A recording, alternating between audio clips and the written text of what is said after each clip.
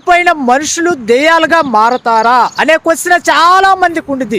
ఈ దెయ్యాల గురించి మనం ఆలోచిస్తే ప్రియక చలితమ్ముడా, దేవుడు మానవులను సృష్టించక ముందు మొదటగా దేవుని యొక్క సన్నిధానంలో దేవుని ఆరాధించడానికి, దేవుని స్తుతించడానికి ప్రధాన దూతైన లూసిఫర్ యొక్క సమూహాలను దేవుడు పరలోక రాజ్యంలో సృష్టించాడు.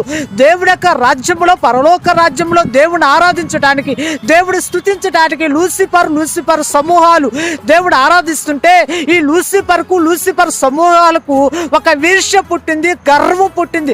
నేను నా సమూహాలు దేవుడు ఆరాధిస్తుంటేనే దేవుడు మహిమ పొందుతాడని ఎప్పుడైతే గర్వం పుట్టిందో, దేవుడు పరలోకము నుండి భూమి మీదకి నెట్టేసిన లూసిఫర్ సమూహాలే దెయ్యాలుగా మారినాయి.